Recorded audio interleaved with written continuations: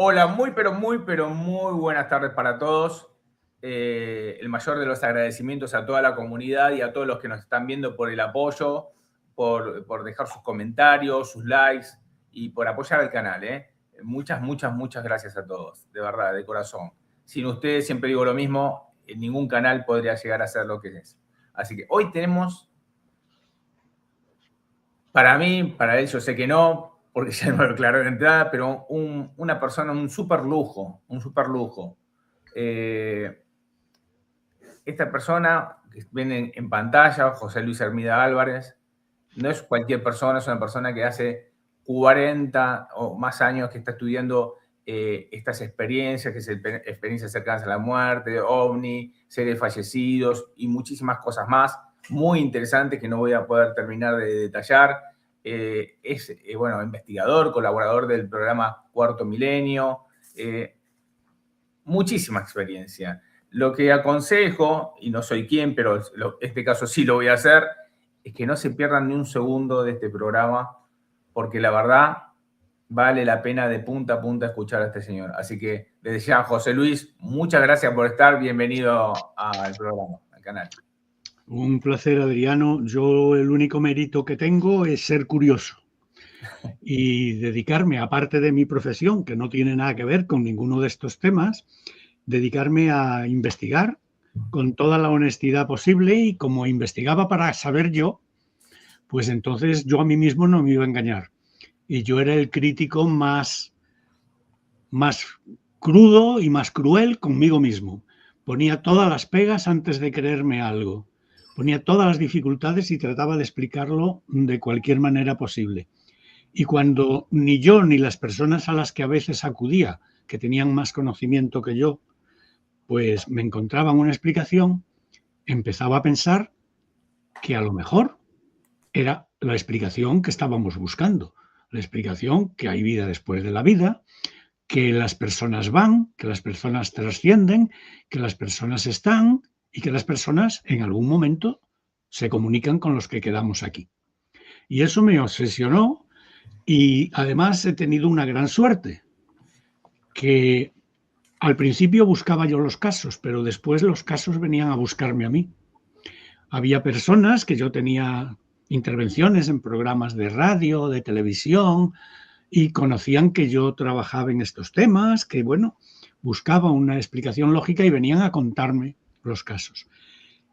Y entonces me he hecho con una cantidad de casos enorme, muchos de ellos desconocidos totalmente, eso sí, documentados con la persona, con los testigos, con los nombres, con los documentos nacionales de identidad, indudablemente, incluso en muchos casos con grabaciones de imagen o grabaciones de sonido donde me contaban los casos. Y ese es mi único mérito. Yo empecé, sí, bueno, sí, hago un breve resumen. Cuando veas que me estoy pasando en el tiempo, me dices, vamos a pasar a algo más interesante. Dale Yo tranquilo. empecé como un niño de 8 años en un prado de Galicia, norte de España, muy verde, eh, mirando las estrellas.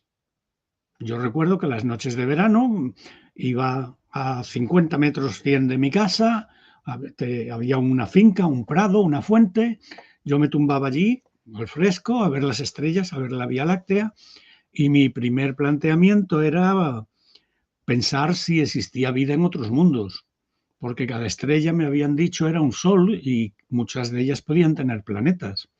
Y entonces, si tenían planetas parecidos a la Tierra, pues a lo mejor había vida. Y entonces, qué maravilla sería poder contactar con estos seres. Y la pregunta crucial que me llevó al segundo paso es, ¿y qué idioma hablan? Yo venía de una casa donde mi padre era catedrático de idiomas y hablaba inglés, francés y alemán perfectamente. Entonces yo solo pregunté a mi padre, que no creía nada de esto. En principio no creía estas cosas. Y le dije, bueno, ¿en qué idioma hablan? Si existieran esos seres, ¿en qué idioma hablarían? Yo esperaba que me dijera, pues en inglés, pues en francés, pues en chino, en algún idioma. Y me dice, a lo mejor no hablan, a lo mejor no necesitan hablar, a lo mejor hablan con transmisión de pensamientos mente a mente. Y entonces me empecé a dar cuenta que había un campo inmenso en las capacidades de la mente, en los poderes de la mente, y de ahí pues surgieron todas las otras cosas. Clarividencia, precognición, intuición, capacidades mediúmnicas, capacidades de captación de otras realidades.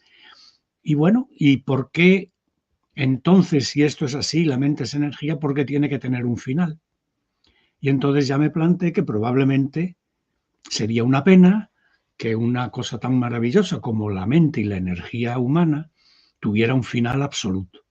Y a medida que iba creciendo, todos los libros que me regalaban trataban de estos temas y yo leía, absorbía muchísimo como una esponja, hasta que llegó un momento en que digo, bueno, ¿por qué voy a leer a los demás si puedo yo ser el que salga a buscar las respuestas? Y entonces me dediqué durante 45 años ahora a buscar respuestas. Formé pequeños grupos que estaban interesados, con personas que estaban interesadas, cada una en algún tema, y empezamos a buscar respuestas. Y de ahí viene pues un dossier muy grande de respuestas que las tenemos para convencernos nosotros mismos y para saber nosotros mismos y para compartir con quien las quiera compartir. No es un dossier secreto, oculto, ni nada. José Luis, ahora te voy a preguntar y que primero una trayectoria bárbara, que para vos es algo, lo contás así livianamente, y la verdad para los que seguimos e investigamos estos temas, nos damos cuenta que ni siquiera empezamos a saber de esto. Pero eso nos pasa a todos. Cuanto más No, crees que vas sabiendo, te das cuenta que más te queda por saber. O sea que totalmente. estás empezando, siempre empezando. Sí, es verdad. Nos pasa constantemente que cuando decís, uy, ¿cuánto sé? Y empiezas a hablar con otra y dices, qué lejos que estoy de conocer algo. ¿Qué me queda?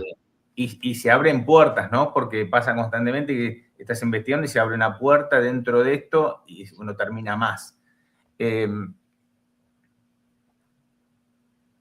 Para vos, que después de tantos años, ¿podés darte cuenta? Porque es algo que se discute mucho esto, ¿no? Que se dice, no, esto es un sueño, no, esto es una alucinación, está inventando. Cuando vos estás hablando o hablaste con alguna persona, ¿te diste cuenta de este detalle? ¿Qué es lo que, para que la gente sepa, yo ya lo sé, pero para que la gente sepa, ¿cómo distinguís una experiencia cercana a la muerte de un sueño o una alucinación? Nosotros las experiencias que hemos recogido, que más nos gustan, tienen una comprobación incluso física, incluso médica, con dosieres médicos. Me estoy acordando ahora precisamente de un caso de una persona que estábamos dando nosotros una conferencia, un amigo y yo estábamos dando una conferencia sobre múltiples temas, sobre temas esotéricos, fenómenos paranormales y demás. Y al acabar la conferencia, en el turno de ruegos y preguntas, se levanta un señor de unos 40 y tantos, 50 años, se dirige a la sala y dice, todo lo que estos señores están diciendo, en ese momento yo pensé, pues va a decir, es un rollo, es mentira, no tienen pruebas. Dice, es verdad, porque yo morí 3 veces y las 3 veces me resucitaron. No estaba para mí. Entonces, claro, el silencio que se hizo en la sala, te puedes imaginar, Adriano, fue espectacular, porque este señor además empezó a desgranar una historia que te puedo contar perfectamente si tú quieres, y Sí, este sí. señor empezó a decir cómo había estado meses y meses ingresado en un hospital, cómo tenía del orden de 100 o 200 informes médicos escritos y firmados por los equipos médicos que lo habían atendido, y donde él podía demostrar, porque los ponía a nuestra entera disposición, esas 3 muertes que tuvo, esas 3 resurrecciones que tuvo, lo que sintió en cada momento, lo que estaba viendo en cada momento y lo que estaban marcando las máquinas que lo monitorizaban en cada momento. Y eso fue decisivo para que nos interesáramos muchísimo en ese caso. Claro, es un caso, yo tengo aquí anotadas las fechas y todo para que no se me pasen, pero este es un caso de hace muy poco tiempo, desde del año 2015. 2015, el 22 de septiembre a las 17 horas. O sea, bueno, pues hace 11 años apenas, 11 años. Una persona que regentaba un bar con la mujer. Le comentan que se está acabando el butano y él, que era muy aficionado a las motos, tenía 26 motos en el Wow. patio de su casa, era fanático de las motos, pues coge una moto y se va a buscar a la bombona de butano. Y en un momento dado, pues un coche sale de un carril reservado a coches, nada más, no podía salirse de ahí, pero por una maniobra sale, choca contra él, lo lanza debajo de otro coche, un taxi, que a su vez lo empuja debajo de un autobús. Bueno, me partí 14 costillas, 28 fracturas, las 2 clavículas. Sufrí 2 perforaciones en el pulmón izquierdo y una en el derecho. Me partí 6 vértebras.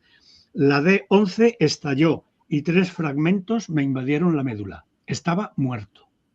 Cuando los médicos lo recibieron en el hospital, pues le dijeron a la familia que lo que habían recibido prácticamente era una persona que estaba muriendo, que no se hicieran esperanzas porque estaba muriendo.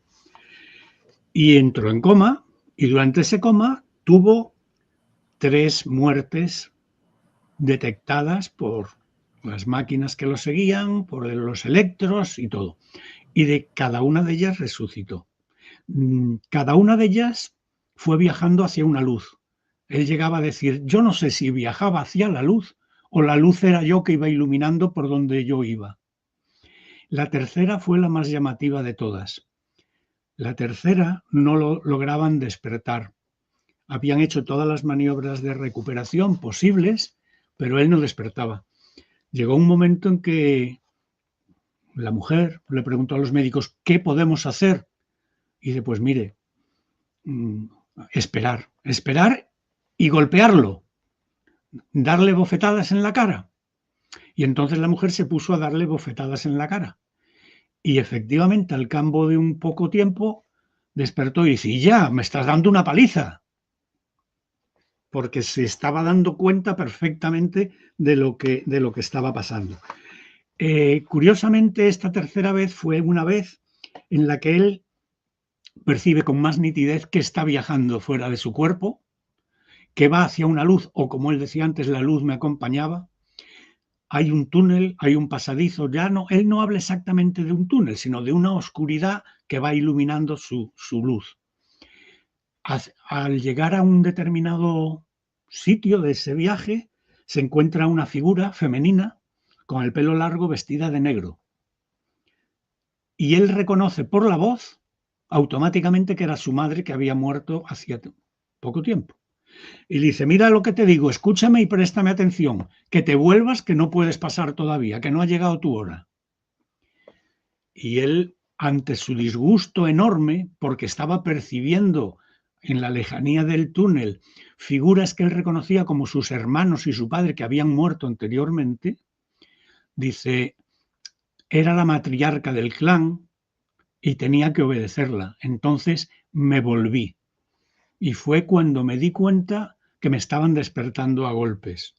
Lo curioso es que le dice a la mujer, Quilla es una expresión muy popular aquí, ¿tú sabes a quién vi?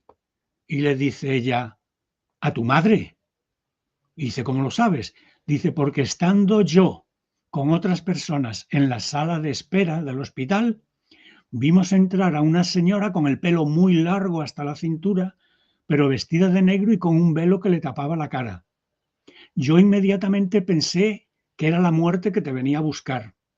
Me cubrí la cara y cuando volví a mirar, la vi que se alejaba por un pasillo. Y digo, es la muerte que viene a buscarlo.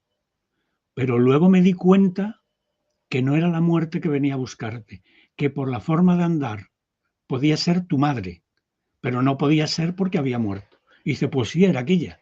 Era mi madre que me venía a decir que me volviera. Desde ese momento su vida cambió rotundamente. Cambió rotundamente. Se convirtió en una persona totalmente diferente, no tenía miedo a la muerte, era agradable y amable con todo el mundo.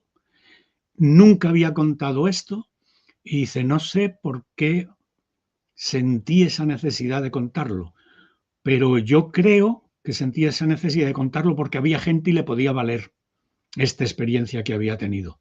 Yo no presumo de nada, simplemente cuento lo que viví. Y aquí tienen, cuando ustedes quieran, aquí me tienen para que les siga ampliando y contestar todas sus preguntas. Evidentemente, seguimos con él meses, interrogándolo, averiguando.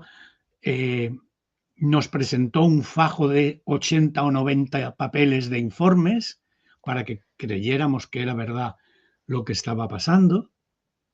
Nos contó incluso casos como cuando estaba en coma, él percibía la realidad. Por eso decía, no debemos dejar de hablar a esas personas porque oírnos nos oyen. Oírnos nos oyen. Yo tenía un amigo, decía él, que estaba ingresado en el mismo hospital que yo. Y en un momento dado bajó a la unidad de cuidados intensivos a hacerme una visita. Yo no sabía, no me daba cuenta quién era, yo estaba en coma. Y él empezó a hablarme. Yo me acuerdo ahora de lo que me hablaba. Él empezó a hablarme diciendo, venga aquí, yo ponte bien ya, ponte bien de una puñetera vez, porque nos tenemos que ir por ahí de juerga y fumarnos unos pitillos. ¿Vale? Y en ese momento las máquinas que detectaban el electro empezaban a volverse locas y los médicos llegaban allí y echaban al otro, pensando que era una influencia totalmente negativa. Pero él se daba cuenta de todo. Y vimos los papeles, vimos los documentos. Por supuesto que vimos los documentos. Lo grabamos, le pedimos permiso para grabarlo, grabar sus conversaciones. Le pedimos permiso para interrogar a la mujer aparte. Interrogamos a la mujer aparte, para que no hubiera ningún tipo de influencia, para que ella nos contara su versión. Y nos contaba una versión exactamente igual, con matices, obviamente, diferentes, pero ninguno contradecía la versión original que él nos había expuesto. Y a partir de ahí, pues le pedimos incluso que nos dejara grabar un programa de televisión. Dice, yo por mí no tengo problema. No es que tenga interés en salir en ninguna parte, pero si ustedes creen que esto puede ayudar a alguien, yo me dejo. Y ahí está. Ahí está. De vez en cuando seguimos viéndolo, seguimos hablando con él. Su vida ha cambiado rotundamente. No tiene miedo a la muerte, como decía antes. Es una persona distinta. Él dice que probablemente esa fortaleza se la dio el que él había sido paracaidista de los cuerpos de unidades especiales y ese afán de sobrevivir a toda costa, pues fue lo que le permitió volver. Pero que por él no hubiera vuelto. Y si no llega a ser su madre la que le hubiera dicho, te tienes que volver, él no hubiera vuelto. Qué fantástico. No sé si te pasa a vos, José Luis, pero yo escucho las experiencias y no paro de quedar impresionado con cada experiencia, porque cambian cositas, ¿no? Yo creo que todas son diferentes en muchas cosas, muchas, ¿no? Pero todos tienen un punto de unión. Pero qué maravilla y que quizás sepan que tenía que venir la mamá a decirle, no es tu momento. Por algo fue la mamá y no fue otro, ¿no? Sí, fíjate lo que él decía, que era la matriarca. O sea, él es de ascendencia gitana, de origen gitano, y entonces tú sabes que el padre o el abuelo es el matriarca, el patriarca de la familia, el que lleva todas las cosas, al que se obedece sin cuestionar nada, por lo menos en aquella época, ¿vale? Y en ese momento, pues el padre había muerto, los hermanos habían muerto y era la madre la que había quedado y que había muerto recientemente. Y entonces la que salió a su encuentro era la madre. Y dice, ¿cómo iba yo a contradecir una orden de mi madre si era la matriarca? Y se volvió. Se baja la cabeza y se hace lo que dice la madre, punto. Es muy curioso porque él, que era un hombre curtido, como te digo, un militar, un paracaidista, que no es una persona impresionable, miedosa ni nada, vio a la madre que estaba vestida de negro. Es una cosa que le impresionó porque su madre siempre vestía de colores muy llamativos. Y entonces él oye como le dice: échame cuenta y hazme caso, te tienes que dar la vuelta, que es una expresión muy normal Sí, sí. entre ellos. Échame cuenta y hazme caso, que te tienes que dar la vuelta. Y entonces él, en contra de toda su opinión, porque dice que estaba como divisando un paraíso que empezaba a abrirse, se volvió, porque ella se lo había pedido. Y José Luis, más allá que ahora me quiero escuchar otras experiencias, por supuesto, Sí, de claro. tantas que tienes estudiadas, ¿pasan todas las experiencias, por lo general o en la mayoría, que no importa lo que dejaron acá? O sea hijo, sea esposa. Es tan fuerte, tan fuerte, tan fuerte la atracción que sienten hacia donde van. Y yo creo que la comprensión de que la muerte no es un final de nada, sino que es un umbral y cada uno tiene su momento, que en ese momento son conscientes que también sus descendientes, sus hijos, van a pasar por ahí, su familia va a pasar por ahí y se van a volver a reunir en ese lugar que ellos vislumbran. Y entonces, pues, no dejan nada, salvo en casos así, no dejan nada que les retenga atrás.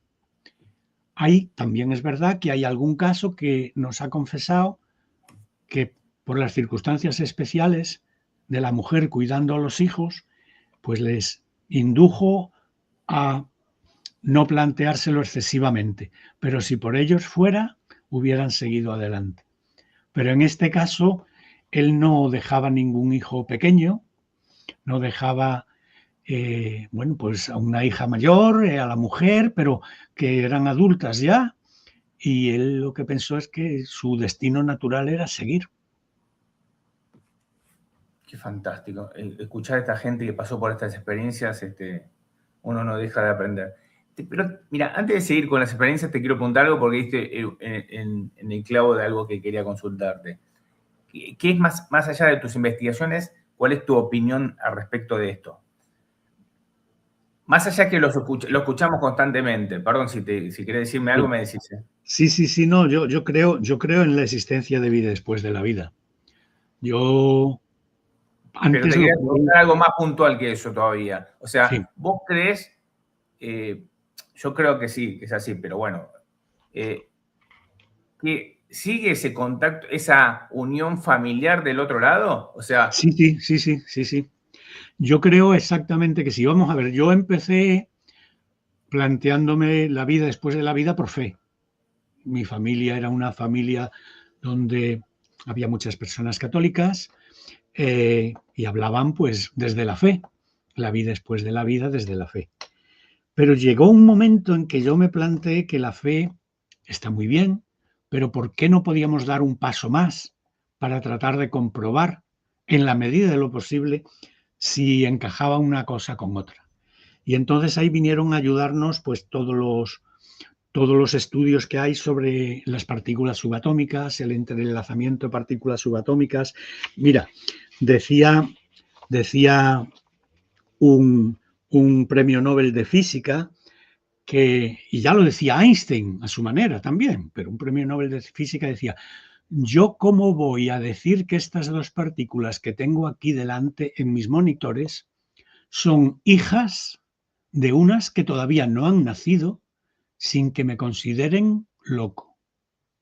Y Einstein decía: una vez que dos partículas tienen una interrelación entre sí, es decir, que tienen una serie de experiencias comunes, aunque yo las separe a miles de años luz, cuando yo actúo sobre una, la otra esté donde esté, instantáneamente tiene la misma actitud que la partícula sobre la que yo actúo. Eso le llamaba Einstein el efecto fantasmagórico. Y dice, y por eso digo que estamos unidos todos entre todos, los vivos con los vivos con los muertos, incluso con los animales, con las plantas y probablemente con los minerales, porque tienen otra vibración tienen vida, tienen otra vibración mucho más lenta que nosotros no somos capaces de controlar. Pero estamos todos unidos. A esto le seguimos añadiendo pues las experiencias de Michio Kaku, que dice que somos como nudos en una red y al vibrar unos vibran todos, o por ejemplo los Albert von Szent-Györgyi, Nobel de Medicina también, que dice que los cambios emocionales, es decir, el amor, el odio, la ira, generan cambios y energía subatómica, y la energía ya sabemos que ni se va, ni se crea, ni se destruye. El tiempo se empieza a pensar que es una ilusión. De hecho, dos físicos que han ganado sus premios Nobel, Haroche y Wineland, dicen que una partícula puede estar en dos lugares al mismo tiempo. Y esto demuestra que hay universos paralelos, según la ciencia. ¿A dónde vamos? No lo sabemos. Arriba, abajo, ¿qué más da? A unos universos paralelos.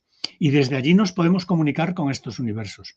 Michio Kaku dice que hay 11 dimensiones, que al ir pasando de una a otra vamos comprendiendo y viendo las inferiores.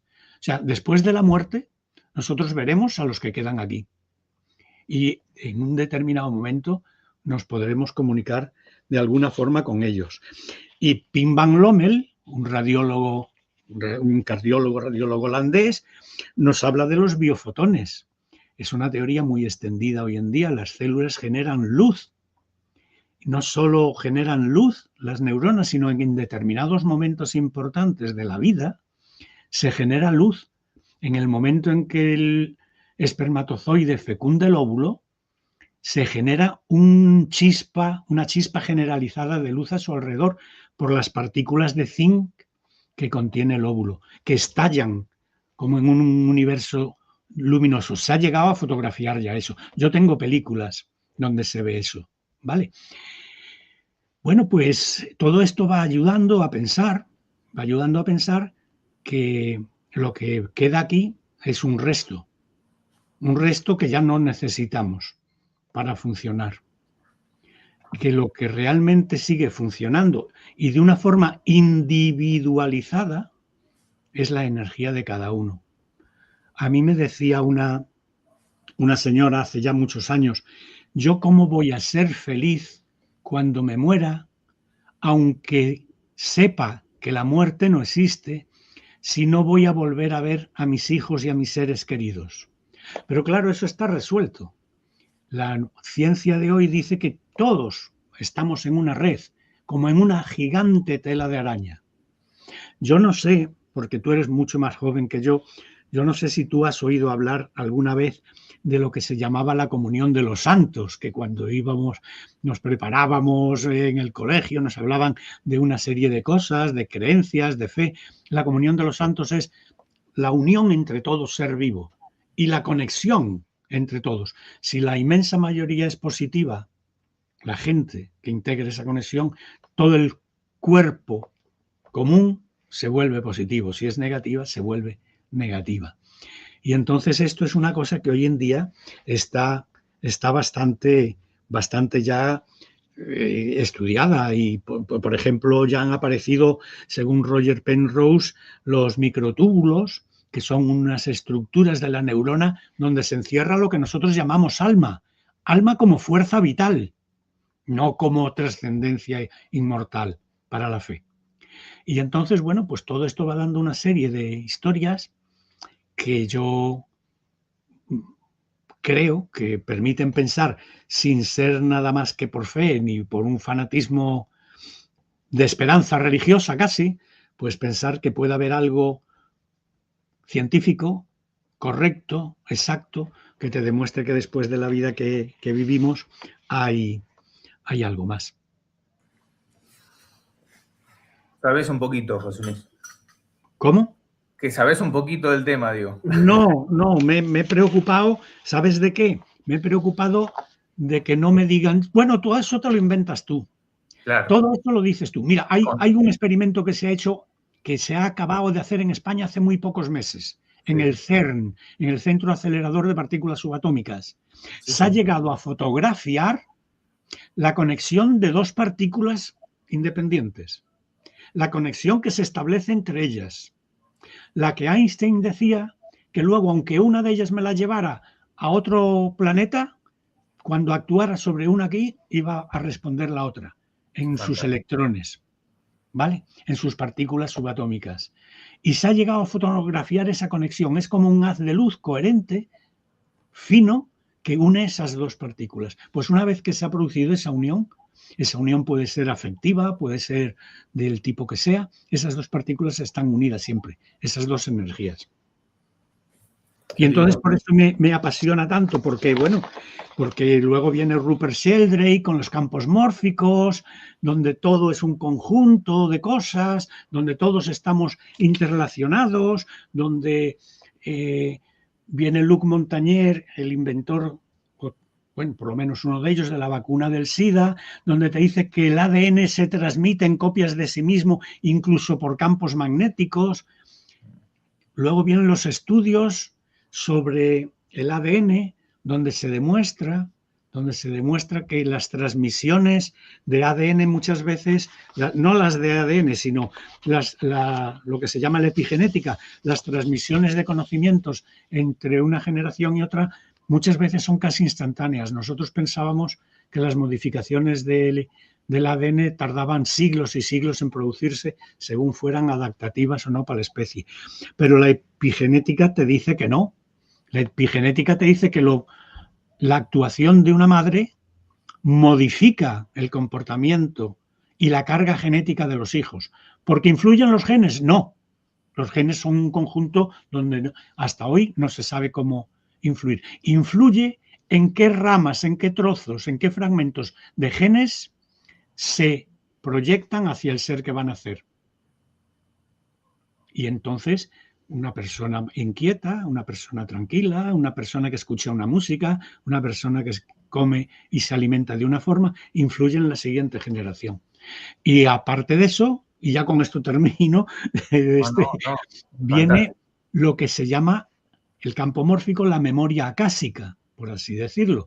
Es decir, desde el primer hombre y la primera mujer, todo lo que se está transmitiendo genéticamente a sus descendientes está en alguna parte en nuestro cerebro.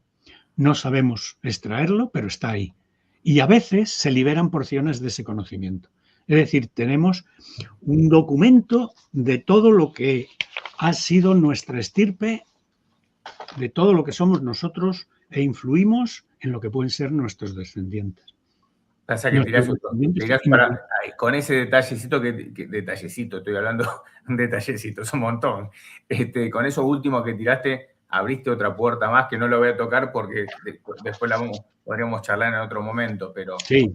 El tema de reencarnaciones y un montón de cosas más, sí. te recuerdo. Pero no quiero irme por ahí porque si no, es tan lindo y tan apasionante todo que nos abrimos y nos vamos del tema. José Luis, ¿qué otra experiencia te impactó en tu vida que decís, wow, esto me marcó, esta experiencia cercana a la muerte que he investigado me marcó?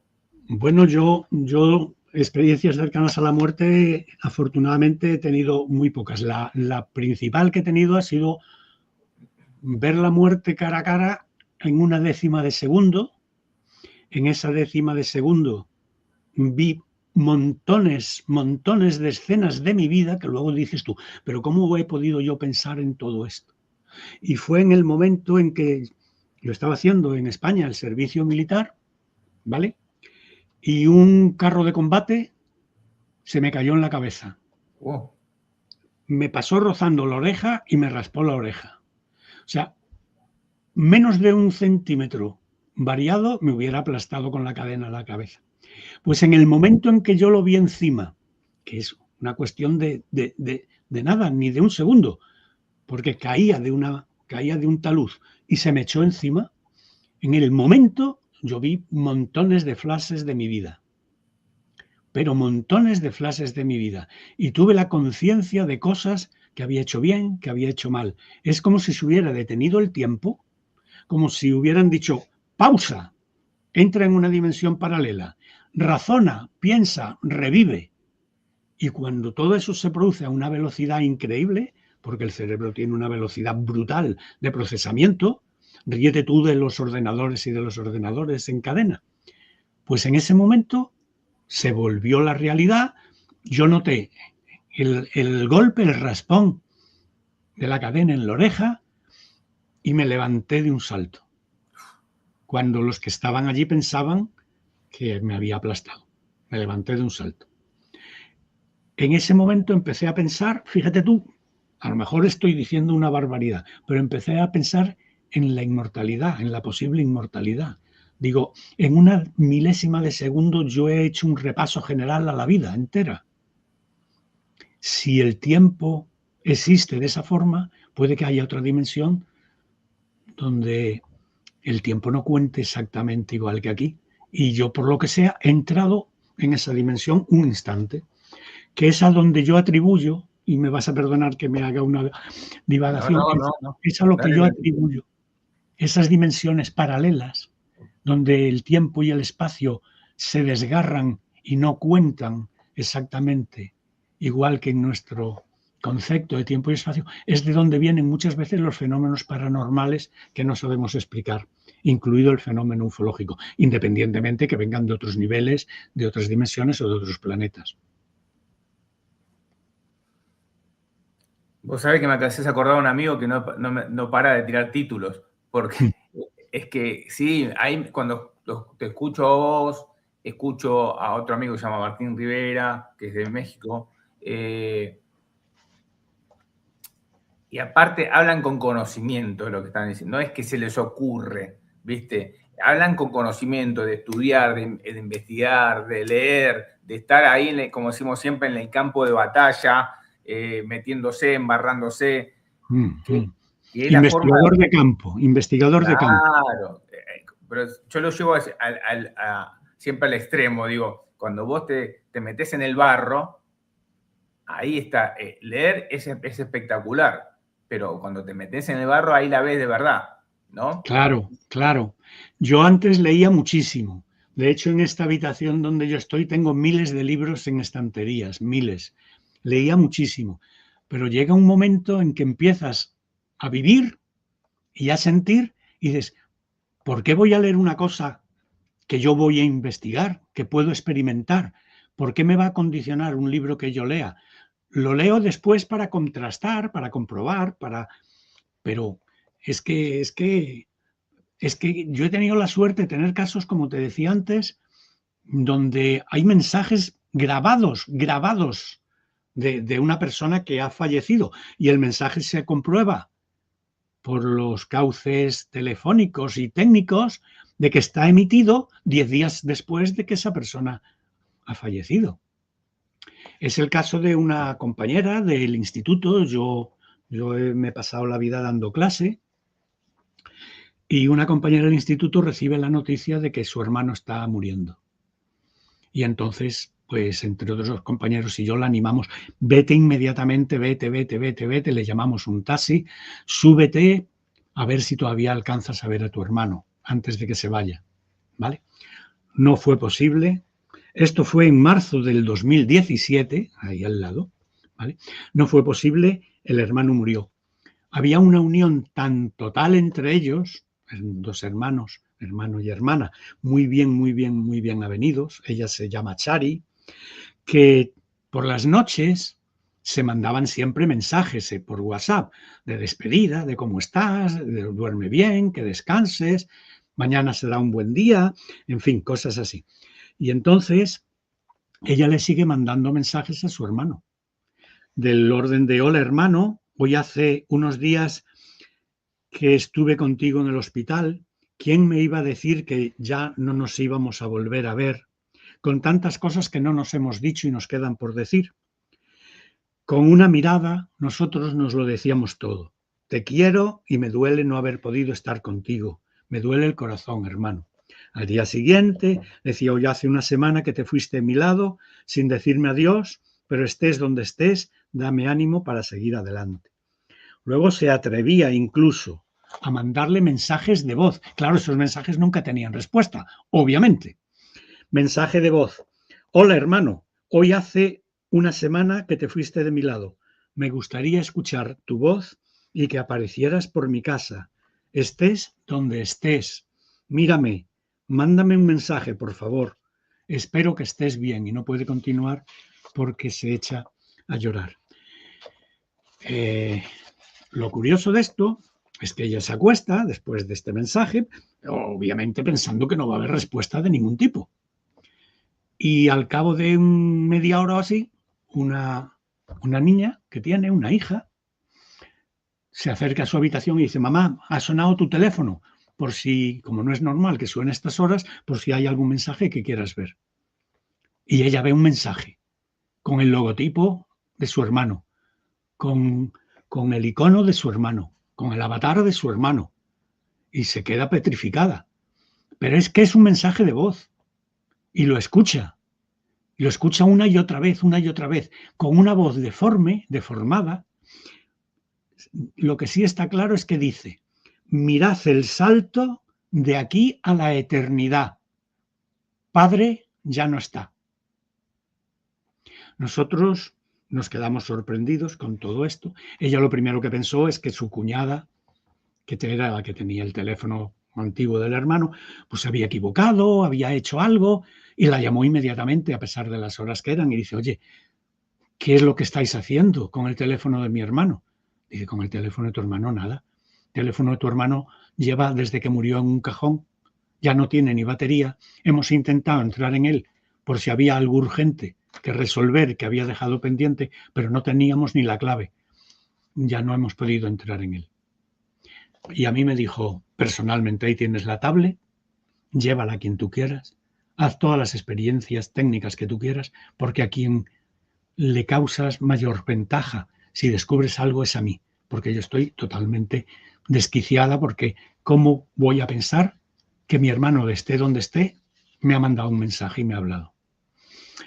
Pues estas son las cosas que en un momento dado, como tú conoces a esa persona desde hace años y la vas a seguir conociendo muchos años más, y le hemos seguido conociendo muchos años más, pues sabes que no te está mintiendo, que a lo mejor tiene una explicación, pero que tú, después de buscar todas las posibles, las descarta, porque no te puedes imaginar a dónde hemos llegado con este mensaje. Lo han analizado laboratorios de sonido, laboratorios de todo tipo, de televisión, de audición, todo tipo. Y no han podido concluir nada más que el mensaje llegó en ese momento, en esa hora, de ese teléfono que estaba apagado. Yo lo creo, bueno, porque hablamos antes que tengo experiencias y estoy con estos temas, ¿no?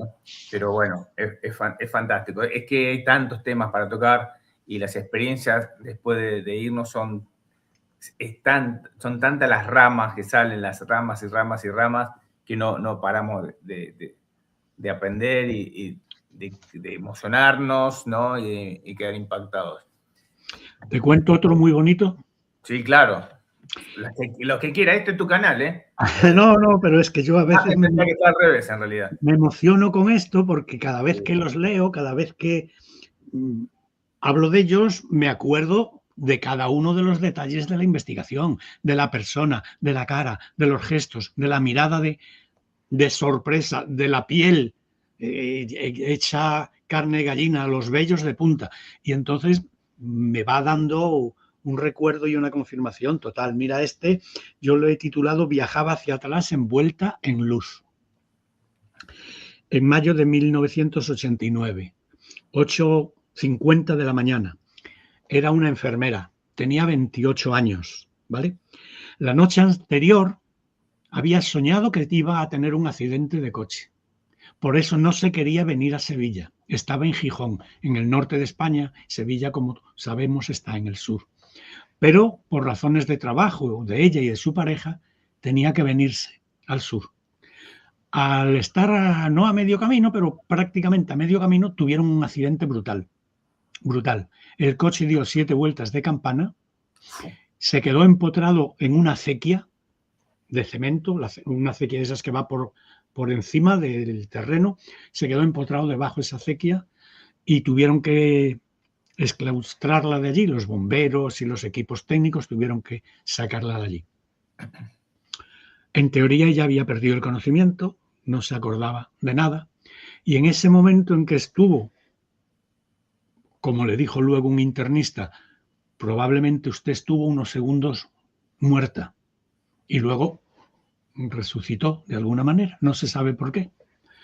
En esos segundos ella vio también toda su vida que pasaba por delante, pero a veces era como a cámara lenta y otras veces era como si fuera un tren y fuera viendo por una ventanilla imágenes, imágenes, imágenes, imágenes a toda velocidad. A la pareja no le pasó nada, simplemente que en ese momento, cosa curiosa, era moreno, se le puso el pelo blanco, blanco, blanco, blanco, como si fuera un anciano, pero a los pocos minutos volvió a recuperar su color. Es muy extraño, no se explican por qué. Y ella, después de ir viendo estas imágenes de su vida, se vio como en una luz que viajaba con ella, que la llevaba, que le empujaba, que le empujaba, que le empujaba, hasta llegar al vientre de su madre. Se vio dentro del vientre de su madre y despertó porque en ese momento la madre empezó a llamarla. Montemayor, Montemayor, hija, Montemayor. La madre no sabía nada, la madre estaba a cientos de kilómetros de allí. No sintió nada, pero en ese momento algo le hizo pensar que su hija podía tener un problema. La niña se vio en el vientre de la madre, oyó la voz de la madre y despertó en el coche donde se estaba muriendo en coma. Despertó, tenía pocas heridas, la cuidaron, el médico le dijo probablemente estuviste unos segundos muertos del golpe en la cabeza, no te pasa nada, vuélvete, la tuvieron en observación, se volvió a casa y lo primero que hizo fue, cuando pudo, ir a ver a la madre. Y la madre entonces le dice, mamá, mamá, ¿hay días que me llamas en voz alta? La madre se quedó sorprendida, pero no tanto como ella pensaba. Y dice, pues no te iba a llamar, hija mía, si te quiero más que a mi vida.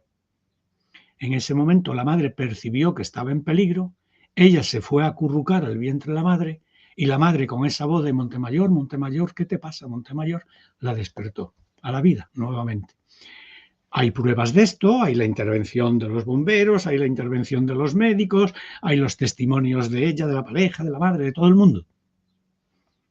Bueno, pues son esos casos que te reconcilian con lo oculto, con el misterio, con lo raro, con lo extraño, porque tenemos muchos más y a cada cual más sorprendente. Acá, José Luis, feliz de escucharte y de escuchar experiencias que no había escuchado nunca. Así que la que puedas y quieras compartir, para adelante. Yo no tengo ningún problema. Para mí es todo un lujo y creo que para la gente que está viendo este video también.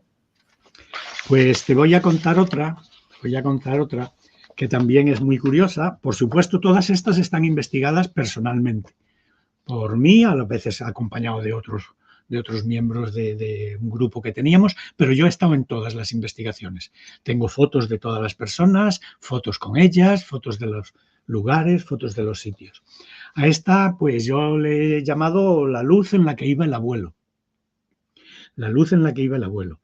Pues pasaría hace unos 45 años o así, aquí en Sevilla, en una calle muy conocida de Sevilla. Había una chica joven, que en aquella época pues tendría 20 años, que estaba acunando en una habitación a su bebé, que era una niñita. Le estaba acunando, o tendría meses, o si acaso, y le estaba acunando. La abuela dormía en una habitación de al lado.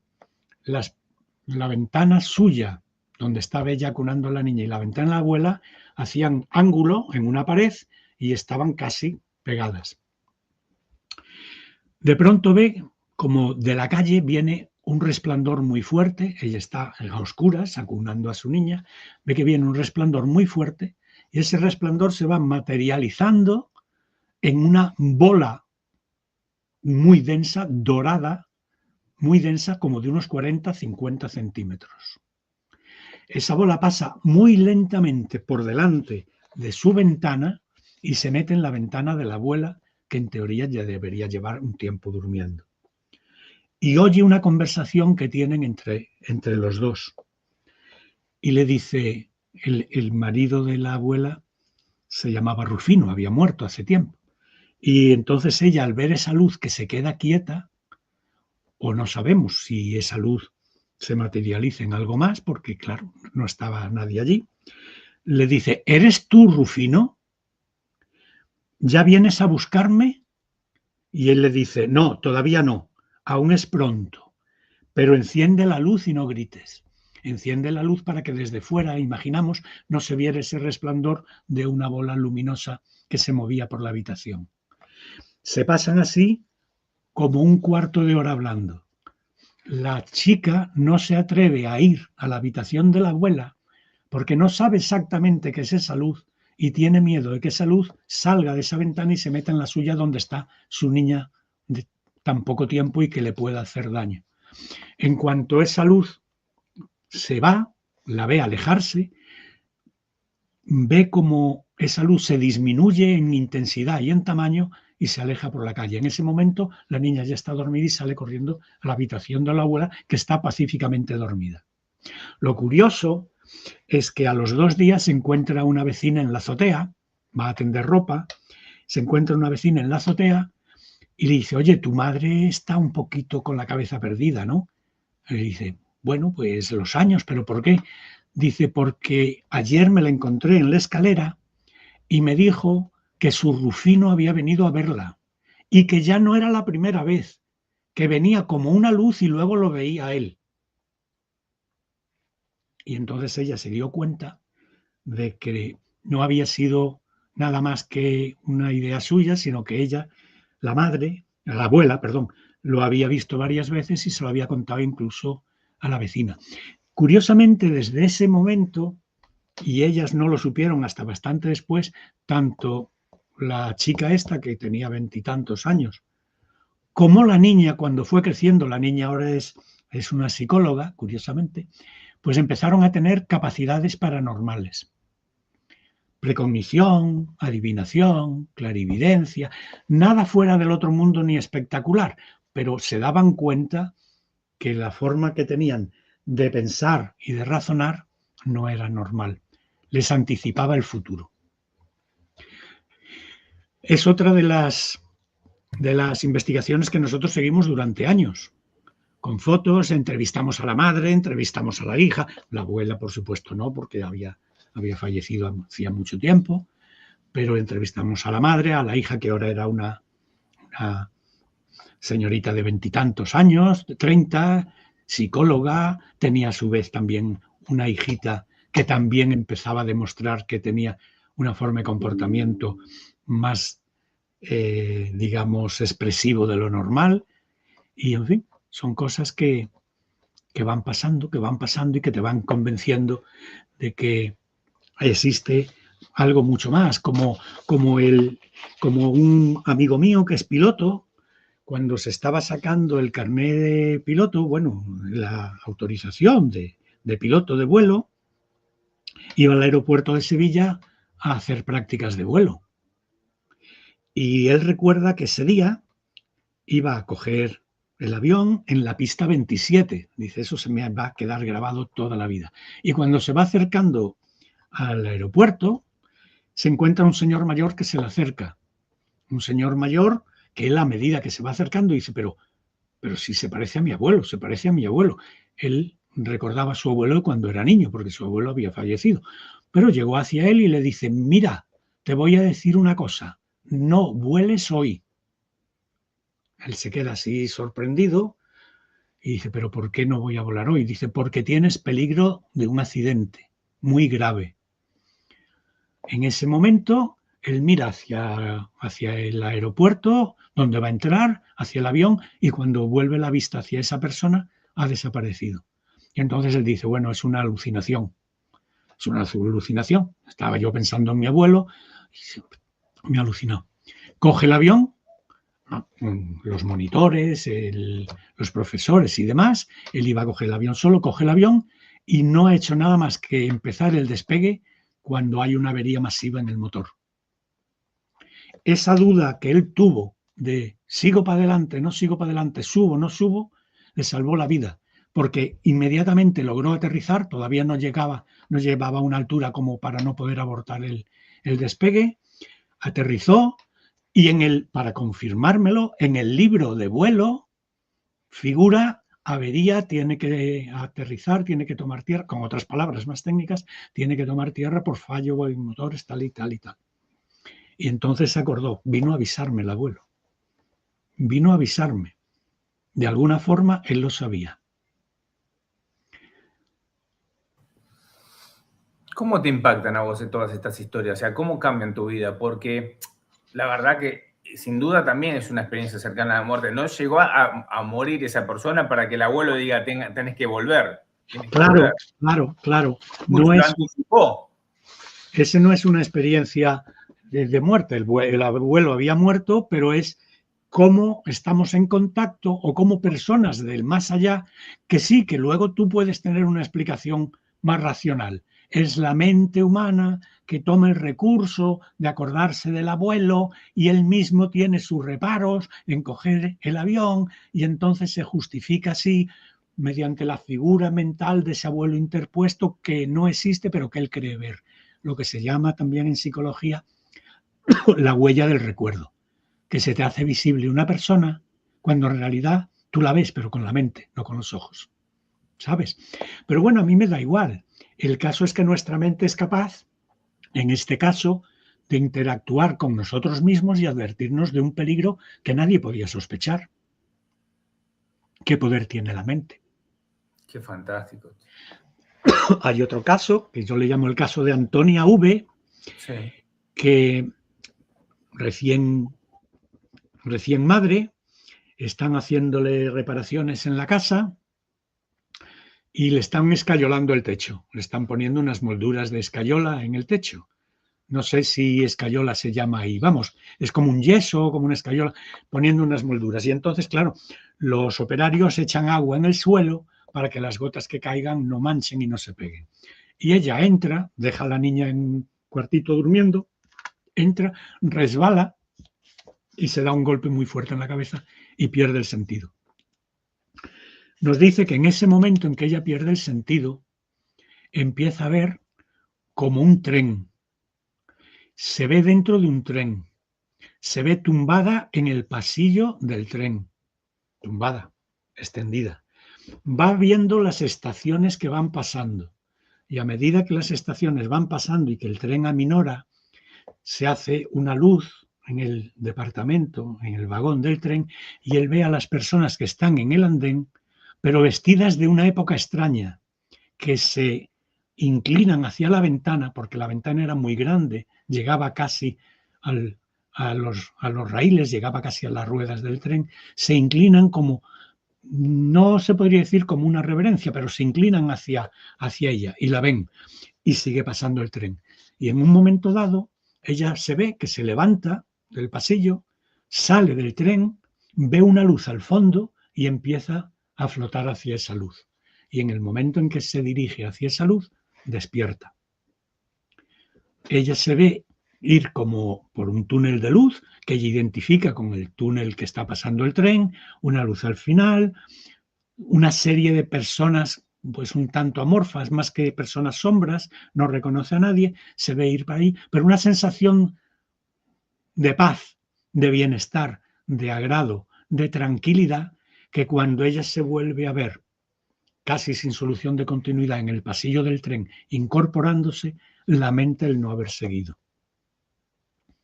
Obviamente la atienden los médicos, ven que sí, que tiene un buen golpe, pero nada preocupante y ya está.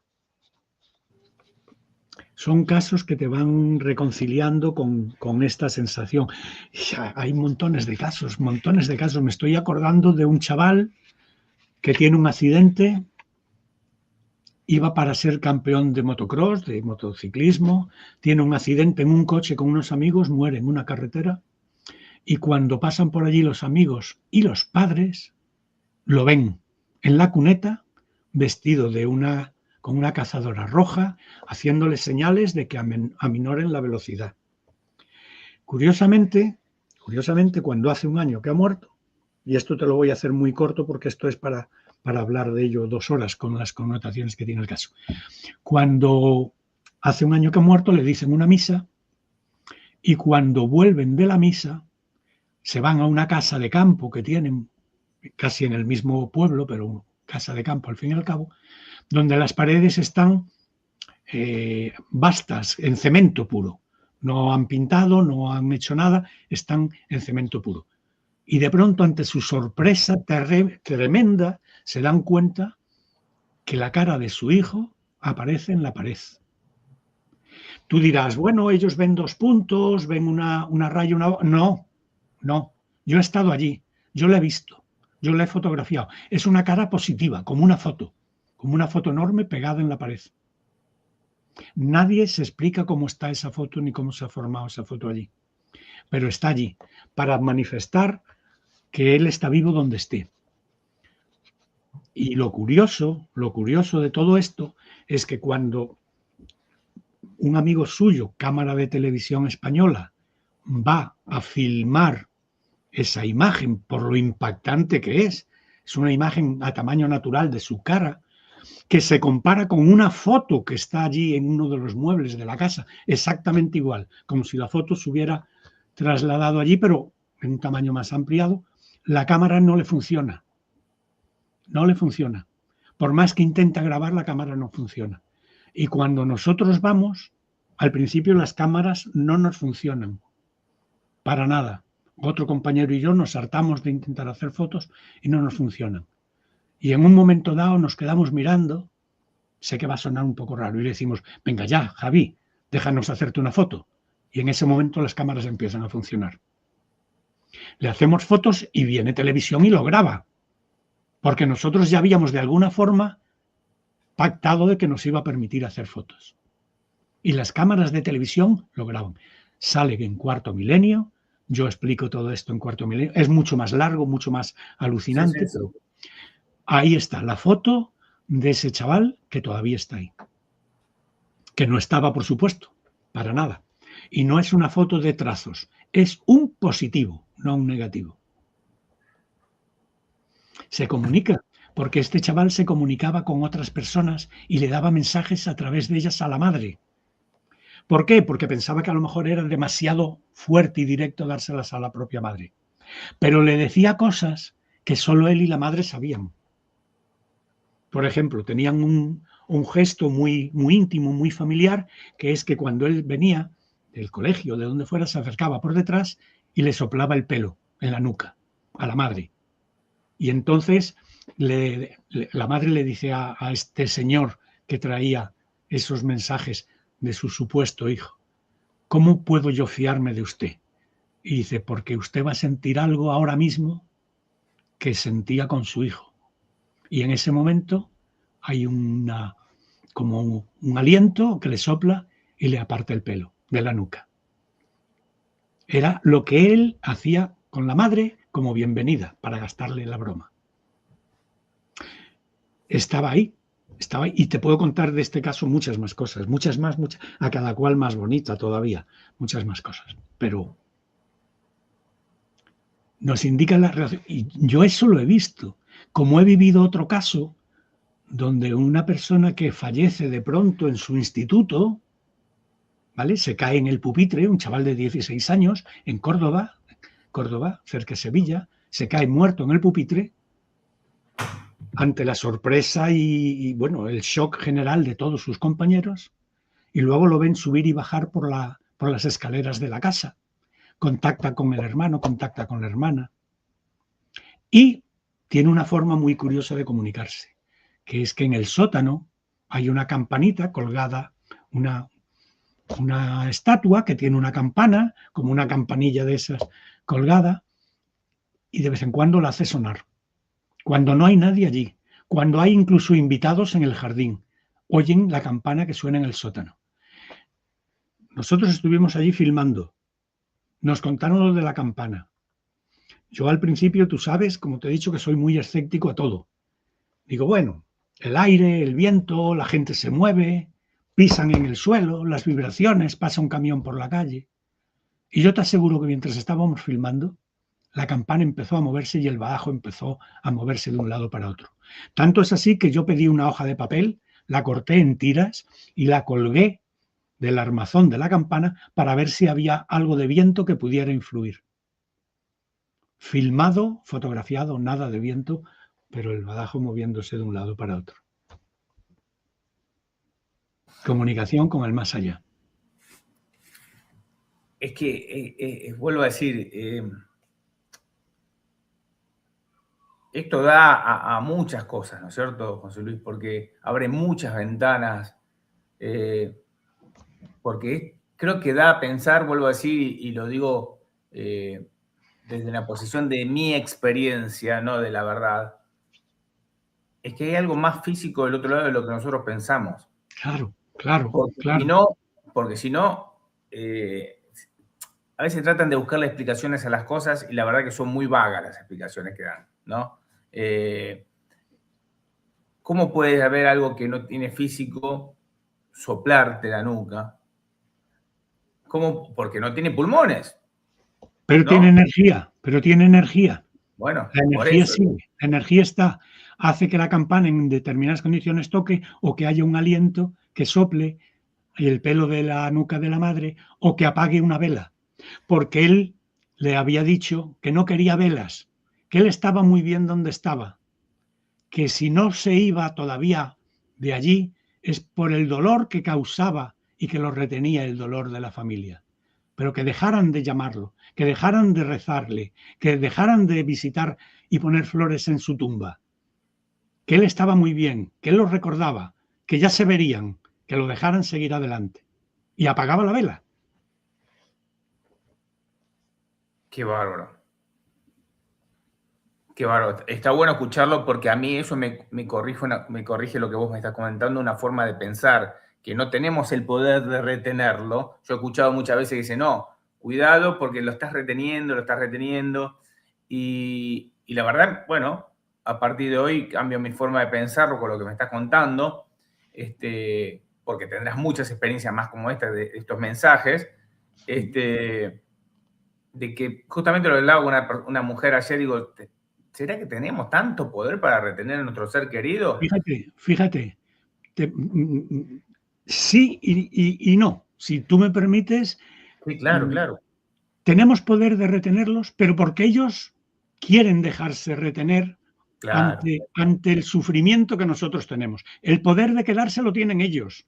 claro, a eso voy, a eso iba. Nosotros tenemos la parte negativa del egoísmo. Quédate, no te vayas, vuelve, visítame, dame pruebas, ¿sí? Y ellos dicen, voy a seguir cerca de ellos, voy a seguir un poco más cerca de ellos, no voy a seguir alejándome. Yo tengo un camino trazado, yo sé a dónde voy. Algunos casos lo han dicho, sé a dónde voy, pero si hay que esperar, espero un momento para que ellos se vayan haciendo la idea. O sea, el poder lo tienen ellos de poder quedarse ante el duelo que nosotros generamos y las exigencias, entre comillas, que les hacemos de no te vayas, quédate, quédate, dame pruebas.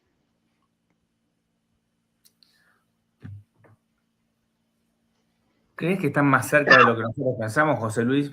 Porque te voy a contar una historia que ya mucha gente la conoce. Y no es de mi papá. Acá hay un cementerio que se llama Chacarita, que es el segundo más grande de América. Tiene 95 hectáreas. Y recuerdo, y esto va con el tiempo, que vos decís que no existe el tiempo y un montón de cosas, que es eterno esto, es eterno de investigar y de cosas que vuelvo a decir que se abren, porque acá sale otro tema más. Recuerdo que en una de las situaciones, bueno, llevé las cenizas de mi tía al panteón donde estaba mi papá, volví enojado porque estaba muy mal en ese momento el cementerio y tuve que, literal, perdón, pero tuve que pisar líquido por el pasillo que pasaba de los cuerpos de cajones que estaban descompuestos, un desastre, un desastre. Era el tren fantasma potenciado por 100. Bueno, volví muy enojado. La cuestión es que, claro, ya poco había partido papá, nosotros teníamos el cocker negro, el perrito que te hablaba antes, y bueno, el cocker tenía costumbre, yo en la posición que estoy, veo la habitación y siempre estaba mirándolo porque él a veces me llamaba, tenía Parkinson y a veces me necesitaba. Bueno, la cuestión que el perrito, mi cocker, iba constantemente, después de partir papá, y se acostaba en el lugar de papá. Y nosotros, por miedo que le haga mal, cosas de nosotros los humanos, le gritaba. La cuestión es que cuando le gritaba, veía que mi cocker negro estaba al lado mío. Pero yo veía de reojo algo que iba gateando para allá. Bueno, a las horas, era otoño-invierno, sí, por ahí, jugaba, sentía como me jugaban con el pantalón en la mesa. Pero jugaba. Y la verdad que la sensación no era nada negativa, ¿eh? Era algo, tranquilidad, miraba. Como hacía poco tiempo lo de papá, eso le pasó a mi mamá también, bueno, de la sombrita 20 veces, yo me había tirado un colchón al lado de la cama de mi mamá para hacerle compañía. Y viste que en esos momentos de pérdida es como que uno mira la tele, pero no mira nada. Es una película que pasa. Bueno, estaba la luz apagada y vemos desde la puerta, tanto mi mamá como yo, una sombrita que viene entrando, pasa por delante del televisor y se va. Pero hasta ahí no es nada. Al otro día me levanto, voy a ducharme, salgo de mi habitación y me agarran estos dos dedos, José Luis, por mi mamá que está acá, se sentía dedito por dedito cómo me agarró la mano. Los deditos chiquititos así y me agarró. ¿Por qué me siguió a mí? No sé, estoy seguro y siento que era una nena, no sé por qué, eso es un tema mío que no tengo cómo comprobarlo, pero digo siempre lo mismo, si están muertos, voy a ser rústico, siempre digo lo mismo, muertos, fallecidos, 3 metros bajo tierra, adentro de un cajón, ¿cómo puede ser que sienta, no la vi en ese momento, pero literal, dedito a dedito que sentí como me agarraba, como si fuese un tío, un hermano, vaya a saber qué sentía esa criatura. Digo, ¿cómo puede ser? Y no fue en mi cabeza, porque yo no estaba pensando en eso. Estaba pensando que me tenía que ir a duchar, punto. Digo, ¿cómo puede ser? Hay cosas que son inexplicables. Hay cosas que son inexplicables. Mira, curiosamente, yo tengo familia en Argentina. Tengo familia, hace mucho tiempo que no la veo, ahora mismo no lo sabría ni localizar, pero cuando era más joven, cuando tenía 20 y tantos años, 30, tuvimos una reunión en Galicia con primas de Argentina, con personas de Argentina, y las he guardado en el recuerdo permanentemente. Luego las personas que estaban como más intermediarias para poder entrar en ese contacto, pues eran personas mayores, eran las abuelas, las tías abuelas, han ido falleciendo y ahora mismo pues sería casi imposible encontrarlas. Pero me contaron un par de cosas también, de cosas que pasaban, que estoy acabando de investigar,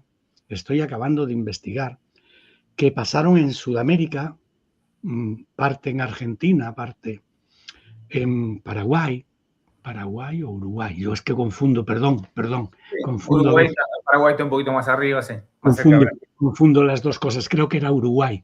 Y me contaron un caso sensacional, que algún día, cuando yo tenga la documentación precisa y entrevista a los testigos precisos, los podré contar.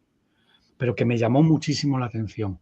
Y entre otras cosas que me contaron, y este caso pues no tiene nada que ver con lo que te voy a contar, me dieron un periódico inglés que cuando yo fui a Inglaterra, pues me dediqué a comprobar el suceso que yo había leído en ese periódico, a ver si podía, por los periodistas que habían escrito eso, poder encontrar algún dato, y logré montar dos casitos muy curiosos que luego me enseñaron, me dijeron dónde se habían publicado y demás.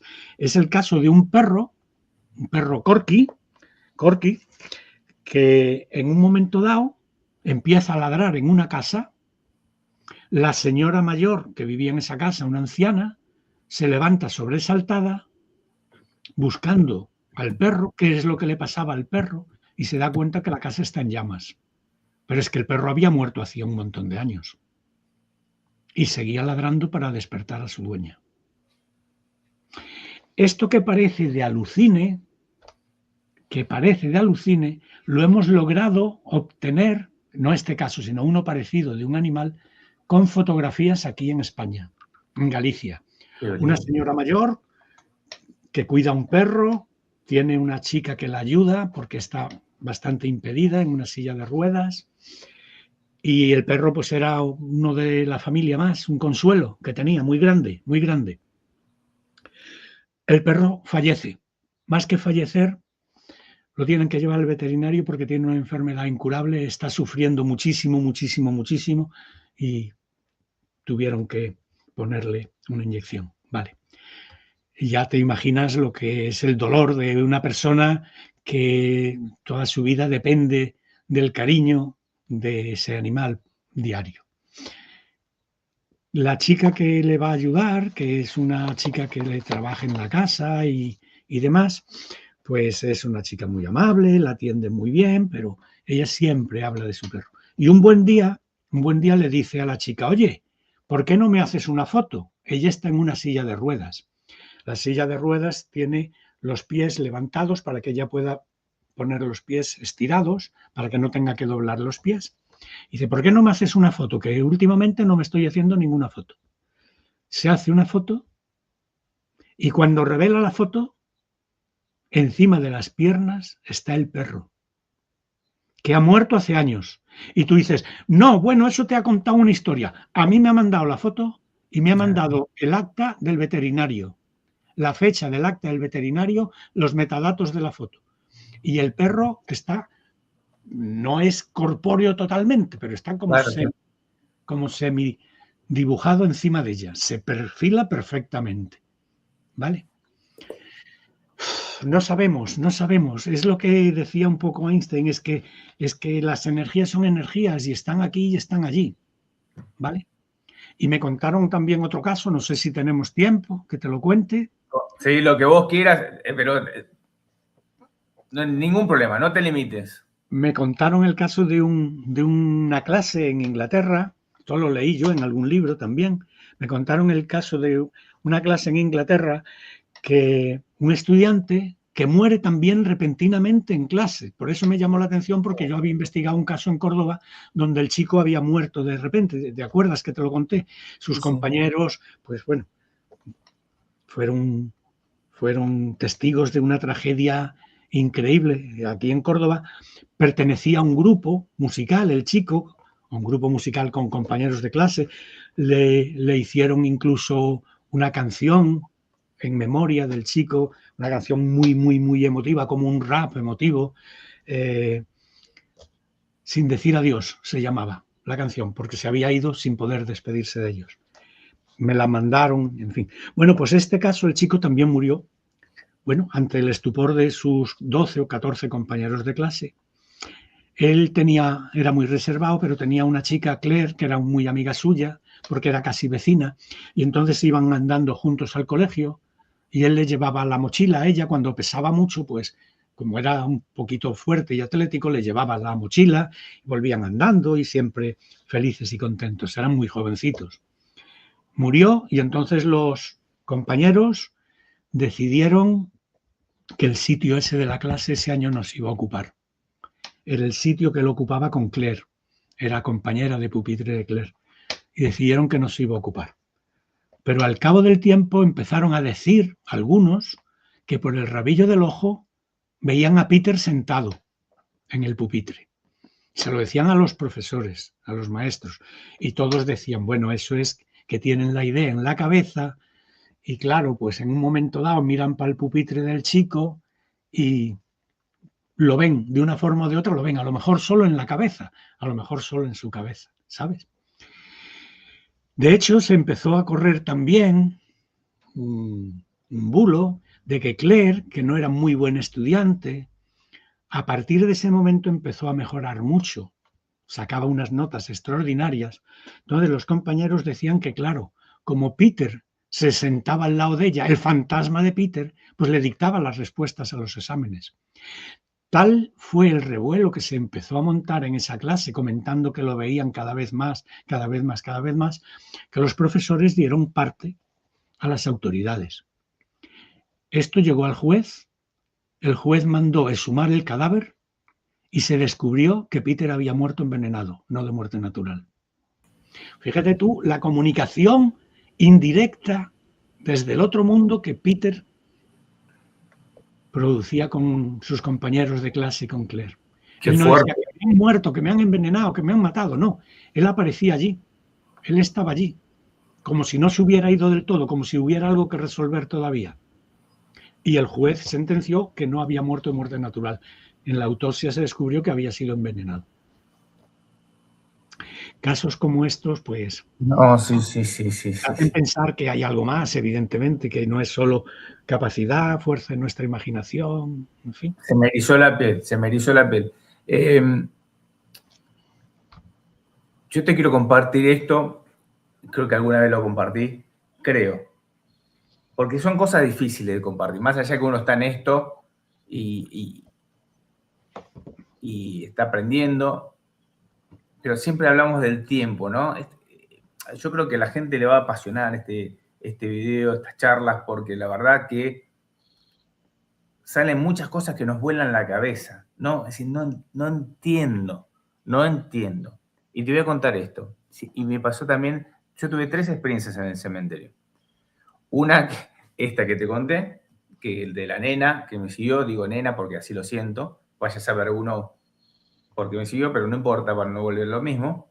Otra que me tiraron una piedra en un cuarto subsuelo, una piedrita, la pongo una adoquín, porque estábamos haciendo un cambio de luces que teníamos que hacerlo, y estaba junto al muchacho del panteón haciendo esos cambios de lámparas y vuela una piedra así, José Luis. No es que cayó, porque también lo primero que hago es buscar una explicación. Digo, claro. Si no, no sirve perfectamente. Si no, no sirve. Si vos agarrar todo como una señal o algo, no sirve. Hay que buscar. Bueno, que el muchacho quería salir corriendo, le digo, tranquilo. Le digo, tranquilo, no vamos a tocar más nada. Nos fuimos, no pasó nada. Pero esta fue impactante y estaba con un amigo y fue bien de día. Fui a visitar a mi papá y teníamos el auto a 100 metros. Cuando nos vamos, esto fue un 6 de enero de 2020. Reyes. Estamos acercando el auto y escucho en ese momento yo, a 5 metros del auto, nena jugando alrededor mío, pero muriéndose de la risa, pasándola bien. Y le digo a mi amigo Javier, le digo, Javier, ¿escuchaste las risas o soy yo? Termino de decir eso, que él me estaba afirmando con la cabeza, otra vez, se escuchan risas jugando. Se notaba que estaban felices. Y esto da para otro video, vuelvo a decir, de los tiempos que estamos hablando. Que existe el tiempo, que esto, que el año, que el día, que le ponemos. Y si no existe, como dicen los científicos, y vos lo comentabas hace un rato, y si todo está pasando, y si hay multiversos, como dicen, que nosotros somos multiversos, si nosotros estamos viviendo a la par con nuestros mismos seres queridos diversas experiencias, o sea, que mi papá en este momento incluso esté vivo en otro plano, que yo no esté quizás, o así, ¿no? Podemos sacar. Y después te voy a contar otra experiencia fuera de la grabación que la gente va, porque esta es mucho más loca. Yo te invito, José Luis, porque me encantó escucharte, sinceramente. Sé que no sos una persona improvisada, vuelvo a decir, me gusta la persona que se mete en el barro, me gusta escuchar, me gusta aprender. Hoy me cambiaste una forma de pensar y lo tomo el mensaje. No soy una persona cerrada que digo, no, esto como yo pienso y se acabó. No. A ver qué me estás por decir. Y así en todos los temas, ¿no? Que hay miles de temas, la reencarnación, un montón de cosas a tocar y a investigar. Yo creo, soy del que piensa y que no importa si vos escribiste 74.000 libros. ¿Cómo? Y no importa si la otra persona, digo vos, no estoy hablando de vos, José Luis. Sí, ya. Escribiste 74.000 libros. Vale, sí. Tu experiencia, José Luis, puede ser Sí, totalmente diferente a lo que está contando esa persona, por más que diga claro, esto es así. claro, claro, claro. Es Y que yo, tú puedes emplear millones de palabras en describir una caricia, pero nada tiene que ver con la caricia que se hace. no, Claro, lo que no, siente la piel es algo totalmente indescriptible en un momento dado. O una brisa de aire de un atardecer de verano al claro. lado del mar. ¿Cómo describes tú eso? Por muy experto que seas en palabras, esa sensación interior no se describe de ninguna forma. Esa mirada de la gente que te está contando las cosas y se está dando cuenta realmente que tú crees, eso no tiene precio ninguno. Esa mirada, esa cercanía, esa empatía que hay, esa apertura que hay, que te cuentan y te cuentan y te cuentan. Eso vale mucho más que cualquier otra cosa. Y gente que no le interesa ni ser famosa, Nada, ni... nada, nada. Es que es más, hay muchos que te piden, por favor, que no salga nunca de lo que Sí, yo te cuento. Tú ponlo, lo que tú quieras, pero no pongas mi nombre. Tú tienes mi carnet, tienes mi dirección, tienes mi identificación. Pero si tú vas a escribir un artículo, en vez de Rodríguez, pon Fernández. No pasa nada, porque la historia es la misma. Pero yo quiero que no me cuentes nada, porque no quiero que se piense que esto es para que yo salga en ninguna parte.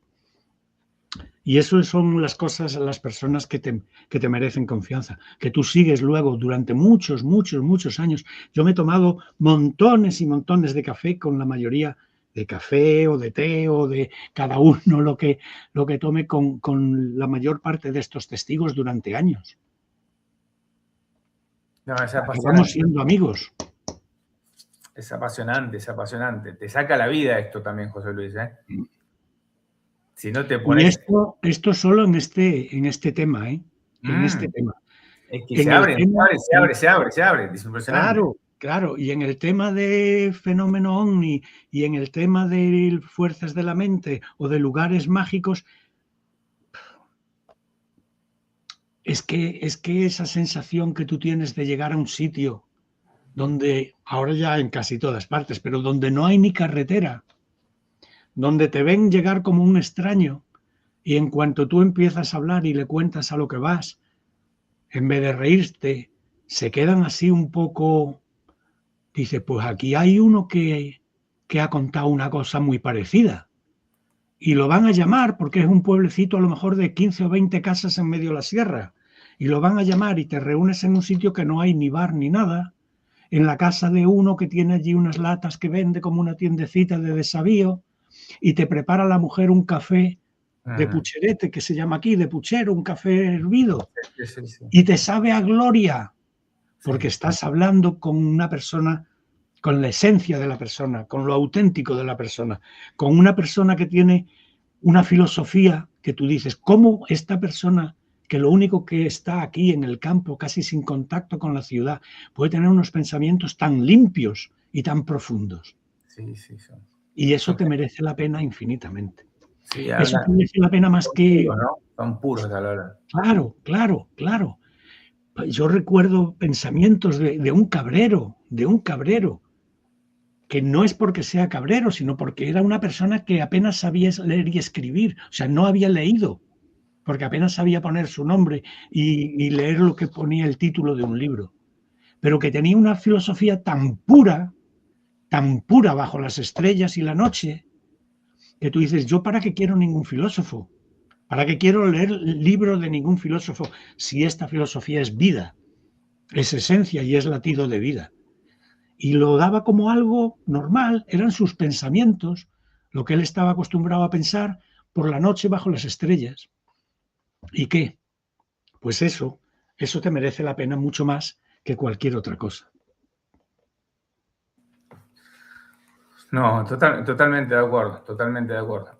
La verdad que cuando vos hablas con esas personas, y yo también tengo experiencia de hablar con gente, ahora sí, el perfil muy bajo, que lo hablan porque tocaste el tema y lo veo, bueno, lo hablo con vos porque veo que puedo hablarlo, Uh -huh. para que no digan está loco, está drogado, está alcoholizado, lo soñás, no sé, se abren y cuentan. Es la confianza que tú le vas dando que se forma una especie de empatía, de corriente de energía positiva, y te cuentan y van llamando al vecino que también ha visto para que el vecino también te cuente. Y eso no tiene precio. Eso no sale luego en ningún libro, en ningún periódico, en ningún programa, a no ser que tú lo saques, pidiéndole permiso, por supuesto, y a algunos les da igual que pongas el nombre como que no. Lo que yo he visto, lo he visto y no me voy a echar para atrás. Y otros te dicen que, por favor, para que no los moleste nadie, tú has llegado allí, pero te lo cuentan a ti, pero que no des datos que puedan localizarlos. Sí, sí, sí, sí. Y ya Sí, está. sí. No sé si tenés primero agradecerte y te quiero invitar las veces que vos tengas ganas para poder hablar de distintos temas, porque vuelvo a decir, Seguiremos hablando de otros temas, sí. Me apasiona escucharte y aprender de gente como vos. Me apasiona, me encanta. Que te repito, Adriano, que el único mérito que yo tengo es llevar 45 años o más trabajando y en vez de dedicar mi tiempo a otras cosas, lo dedico a esto, aparte de mi trabajo, claro. Yo doy clases. ¿Sabés qué pasa? Yo te voy a decir algo que me dice mi amigo Cristian Argüello. No es poco. Vuelvo a decir, porque en este ambiente, y vos lo sabés muy bien, hay mucha gente que habla por leer un libro nada más. Claro, claro. Son los ratones. Los ratones de seguidores. Claro, claro. Y pincha y corta, y pincha y pego, y cojo de aquí, cojo de allí, y hago un libro. Claro, y tienen lindo tono para hablar, porque la verdad que son seductores para hablar, atrapan, sí, ¿cómo sabe este fulanito de tal que hay un montón, que los que estamos acá en este ambiente lo conocemos? Claro. No importa, no importa. Cada uno lo cargará porque sabe que esa persona está mintiendo, porque no vivió ninguna experiencia y habla de algo espiritual y esto, el otro, y cero. Leí este libro, leí a José Luis, yo le decía listo, con esto armo un speech, es fantástico, y a la gente le encanta escuchar eso, y la gente, a mí mi idea, José Luis, es sacar de la comodidad a la gente. Es decir, para que lo que digo yo, o lo que dice, perdón, te voy a nombrar a vos, José Luis, ninguno tenemos la verdad. Tenemos nuestras experiencias, nuestras vivencias, pero vos capaz que me estás mirando del otro lado y decís, che, Adriano o José Luis, mirá que yo esa vivencia, lo que vos me decís, esto es así. Mi vivencia es totalmente diferente. Por eso les digo, no firmen, no confirmen. O sea, la experiencia de cada uno es la que vale. Para mí. Es la que vale, porque la viviste. Y llega un momento en que hay experiencias muy parecidas y se pueden compartir, porque tienen el mismo valor. Tal cual. Tienen el mismo valor. Le das tú con tus palabras el mismo valor que otra persona que la ha vivido también. Tiene el mismo valor, o por lo menos un valor aproximado, y os podéis entender.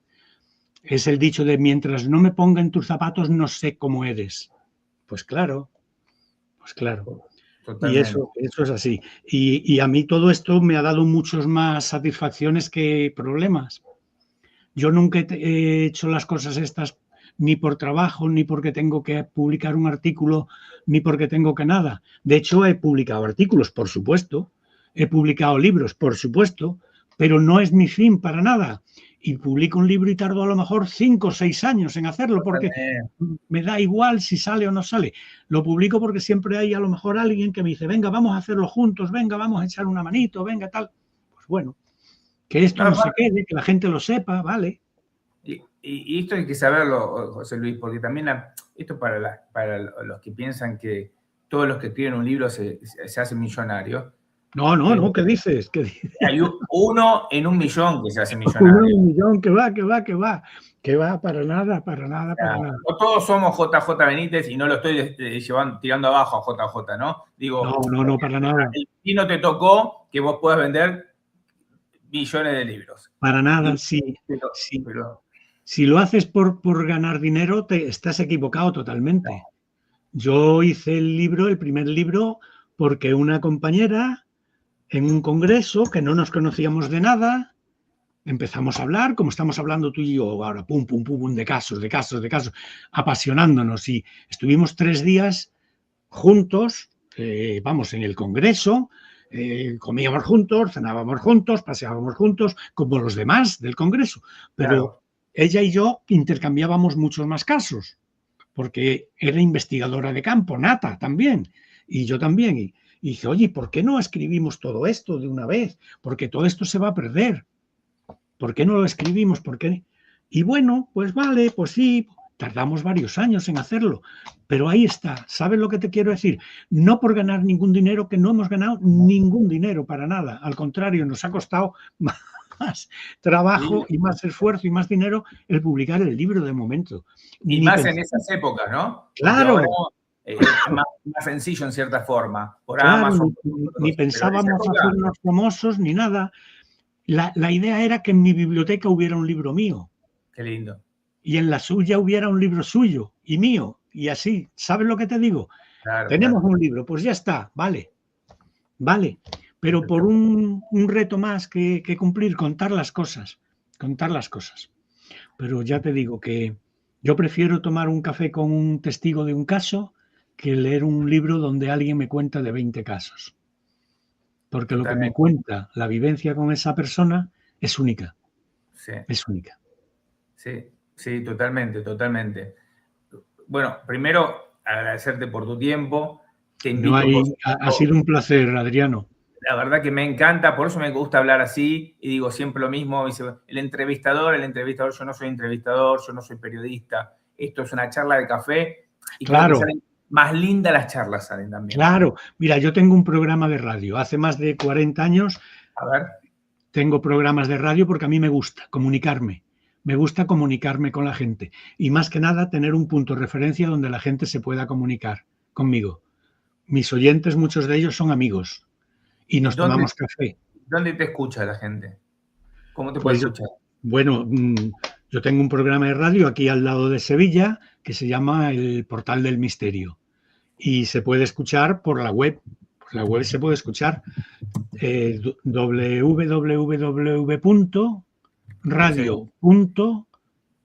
www.radio.tomares.es. Y entras ahí y entras en lo que está en directo, contándose en la radio en ese momento, y nuestro programa se llama El Portal del Misterio, que se emite los viernes a las 10 de la noche, hora de España, claro. Pero, pero bueno, yo hago ese programa porque me sirve para conocer gente, me sirve para reunirme con gente, me sirve para ir al estudio con personas interesadas y que comparten sus experiencias. Me sirve como punto de obligarme a salir y a seguir cada semana investigando y haciendo un guión sobre estos temas para el programa. Y mira, ahí sale, gracias.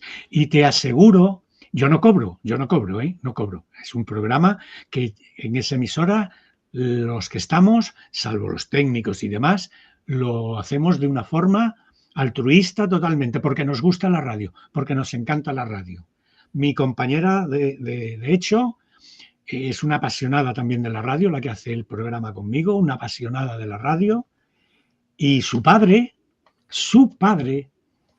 era un electricista, hizo una de las primeras radios que se hicieron en España. Y el propio Marconi hablaba de este hombre con admiración, porque en una caja de metal se hizo una emisora de radio, un receptor de radio. O sea que es vocacional puro, ¿sabes? Vocacional puro. Es lo más lindo. Es lo más Es lo más, lindo. es lo más lindo. Uno lo hace con más amor, ¿viste? Claro. No, es apasionante. Te invito también a un canal que tengo yo. Tuve que le explico a la gente porque como tengo varios canales, este es de experiencias cercanas a la muerte. Tengo otro que tuve que separarlo por un tema de algoritmos de YouTube que se dedica al tema ovni, alienígena, como queramos llamarlo, y otro que abarca mucho más temas, ¿no? Que es relatos del mundo real. Para los que quieran ver el canal de alienígena, se llama @mundo alienígena 2026 y es una imagen, un logo verde, para que lo puedan darse cuenta de qué les hablo. Hay temas y gente como José Luis que está invitado al canal porque la verdad que, vuelvo a decir, es un lujo escucharlo, para que nos pueda compartir, que nos comparten historias y que, bueno, José Luis, si alguna vez querés estar también y me encantaría tenerte para poder escucharte y que nos compartas tus investigaciones. Pues sí, ya hablamos. José Luis, ¿vos tenés algún canal de YouTube, alguna red? Nada. Bueno, yo tengo Facebook, pero es que soy muy torpe para las redes. Soy muy torpe. No me dedico a las redes ni nada porque no sé manejarlas bien. Yo tengo un Facebook donde me comunico con la gente que quiere saber qué programa vamos a hacer esa semana o qué programa de televisión estamos grabando, con fotos y cosas así, pero las redes y yo estamos un poquito distanciados. No peleados, no por mi inutilidad. Reconozco que soy muy inútil para manejar las redes. Y entonces, bueno, me da reparo meter la pata, no hacer las cosas bien. Y digo, bueno, pues si tengo tanto que hacer aquí, pues me dedico a hacer las cosas y ya está. Y vuelco todo eso en el Portal del Misterio o en las investigaciones para Cuarto Milenio de la 4 Televisión, de aquí española, y poquitas cosas más.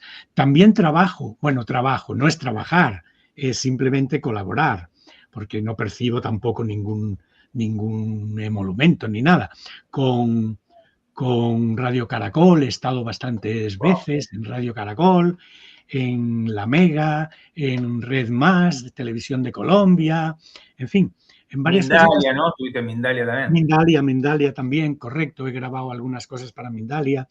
Tengo un amigo que está en Colombia, que ahora mismo está en Tailandia, vamos, que hicimos muchas cosas juntos. En un principio, Juan G. Vallejo, no sé si te sonará. Sí, claro. Pues Juan G. Vallejo, hicimos cosas juntos en Canal Sur, en la televisión de aquí de Andalucía, en Cuarto Milenio, él y yo hicimos cosas y luego él tenía unos podcasts y unas intervenciones en la radio, en Blue Radio, en Caracol, y hacíamos programas juntos y demás. Pero vamos. Qué linda trayectoria. Todo por placer y por compartir. Por placer y por compartir, ¿sabes? Mi amigo, gracias por tu tiempo. Siempre soy agradecido el tiempo de los demás. Hay que valorarlo y mucho. Gracias por abrirte y contar tus experiencias. Gracias por tomarte cafecito conmigo. Sí. Mira, hablando de cafelito, para que tú veas hasta qué punto tenemos la misma idea. Yo digo que no tengo un programa de radio, que tengo una mesa camilla de amigos. Mira. Una mesa camilla, ¿sabes lo que es, no? La mesita donde se pone abajo, no sé cómo lo llamáis ahí, donde se pone abajo el calefactor y en invierno te juntas, te echas la ropa de la mesa por encima, estás hablando, tomando café. Pues yo digo que mi programa no es un estudio normal, es una mesa camilla donde nos reunimos unos cuantos y cada uno habla de lo que quiere, como quiere. Tenemos un motivo fundamental de ese programa, pero luego no hay un guión establecido. Es que lo más lindo, yo creo que sale lo más lindo de los programas así. Claro. Cuando yo no te permito hablar y te digo, tengo pregunta, me parece que se rompe eso natural, eso puro que tienen estas charlas. Sí. Bueno, ojalá podamos tener muchas más. Pues sí, Adriano, cuando tú quieras ya vamos quedando y hay muchos más temas, el tema OVNI que fue por el que yo empecé, el tema carreteras, bueno, yo he estado metido en todos los fregados y en todos los líos. Y he tenido además la suerte, claro, son 45 años, todos los fines de semana, 45 años todos los fines de semana, que se dice pronto. Y he tenido la suerte de tener algunas experiencias personales muy, muy interesantes, muy interesantes. Bueno, me encanta. No te quiero absorber más tiempo. De vuelta, José Luis, muchísimas gracias. Quedamos. Muchísimas gracias a todos, gracias por acompañarnos, gracias por el apoyo. Y dejen sus comentarios y si tienen alguna duda, la dejan abajo y la vamos a poder responder. Muchas gracias a todos, gracias por apoyarnos. Hasta luego.